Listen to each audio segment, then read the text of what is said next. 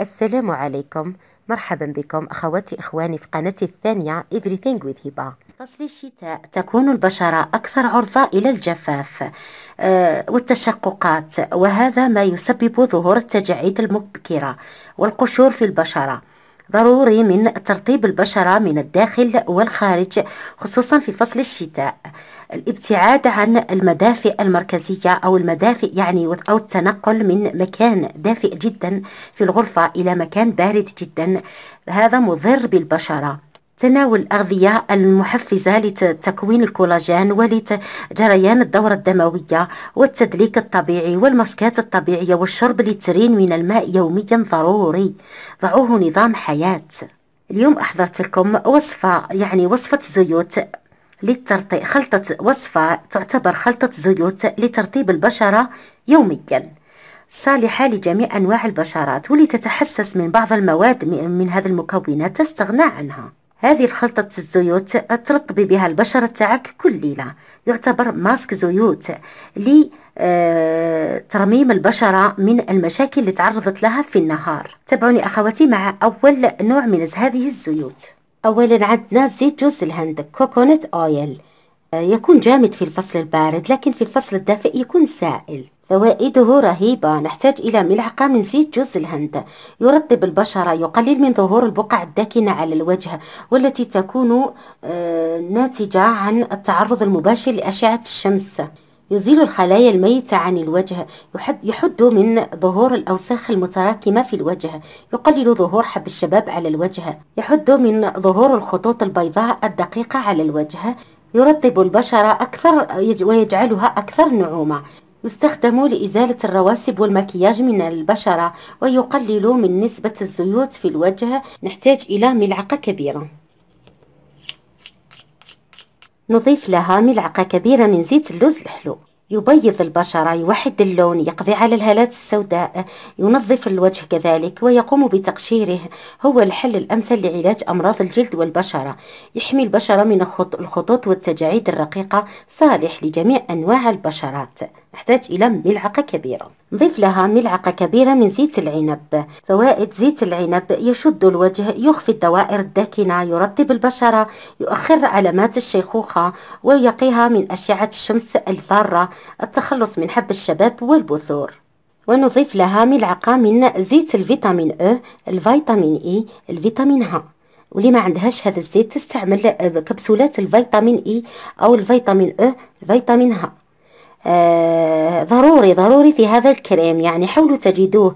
زيت الفيتامين أ ممتاز جدا، يساعد في الحفاظ على رطوبة الجلد من خلال حفظ الماء في الجلد، يساعد في إعادة توازن الزيت في الجلد، يحد من التجاعيد والخطوط الرقيقة، يساعد في تفتيح البقع البنية، يخلص البشرة من الندوب، يخفف من علامات التمدد في الجلد، يعطي رطوبة للبشرة. ممتاز زيت الفيتامين أ أو كبسولات الفيتامين أ، حتى رائع لدائرة العينين. أحتاج إلى ملعقة كذلك.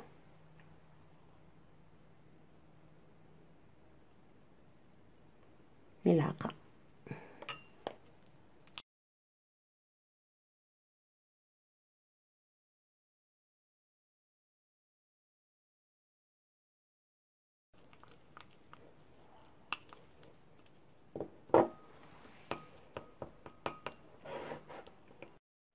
طريقة الاستعمال: كريمة الزيوت هذه نستعملها كماسك كل ليلة في المساء بعد تنظيف البشرة من المكياج.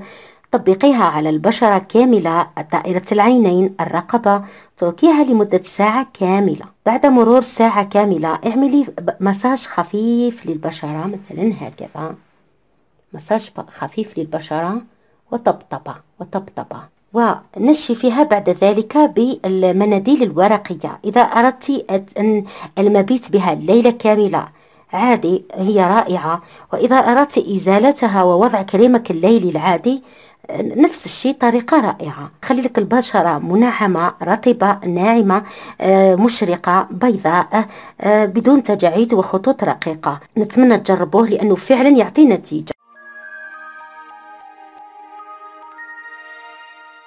كريم ليلي مفتح مبيض، يعطيك وجه ساحر جذاب صافي بدون شوائب وتصبغات.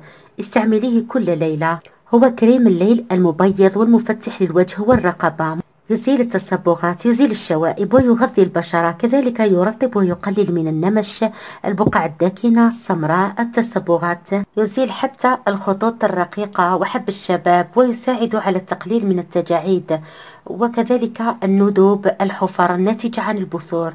يعني كريم شامل، كريم ممتاز على ضمانته. أهم مكوناته، أهم عنصر هو اللوز.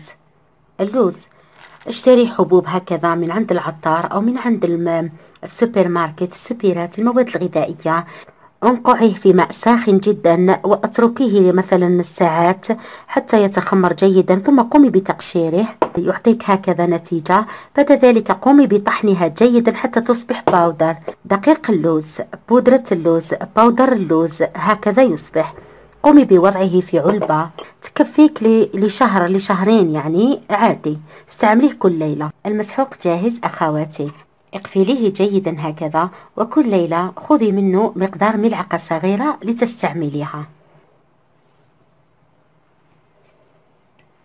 نضيف له كمية معادلة من الحليب هكذا، ونترك الكريم يتخمر لمدة ساعتين. اتركيه هكذا لمدة ساعتين قبل النوم. غطيه جيدا واتركيه. بعد أن تخمر الحليب ودقيق اللوز تشكل لنا عجين كريمي ممتاز، لأن اللوز غني بالفيتامين أ، الفيتامين إي، الفيتامين ه، هو مكافح لشيخوخة البشرة، يساعد في تبييض البشرة وإزالة الندوب الناتجة عن البثور وحب الشباب، ومما يساعد على التقليل من التجاعيد والخطوط الرقيقة. اللوز صالح لجميع أنواع البشرات. وكذلك الحليب فيه حمض اللبني، يساعد الخلايا الميتة المنهارة التالفة على التجدد، لأنه غني بالبروتين، لذلك هو يعمل على تقشير خلايا الجلد. نضيفه له بعد ما يتخمر، بعد ساعتين من التخمر هكذا، قطرات من عصير الليمون، قطرات فقط هكذا، مجرد قطرات قليلة جدا، ونحرك الخلطة جيدا هكذا.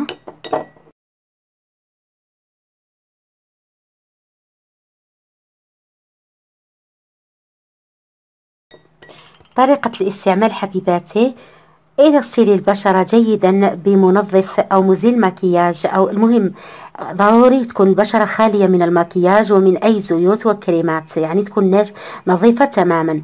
ادهني هذا الكريم على البشرة هكذا، ادهني هكذا حتى تتشربه كل البشرة هكذا بطريقة دائرية على الجلد كامل، على البشرة، على الرقبة، حتى يختفي تماما هكذا. لا، ضروري أن يختفي تماما هكذا أخواتي. بعد ما أن تشرب الكريم كله اختفى من يدي هكذا، راح يختفي من البشرة والرقبة. باتي به ليلة كاملة إلى الصباح، وفي الصباح اغسلي وجهك بماء دافئ أو غسولك اليومي، وكذلك اغسلي بماء بارد بعد ذلك لقتل المسام جيدا. ثم مرري تونر ماء الورد أو تونر ماء البابونج أو التونر اللي كنا عملناه في القناة من قبل، مصنوع من ماء الورد والجليسيرين. خضيه جيدا وادهني به البشرة.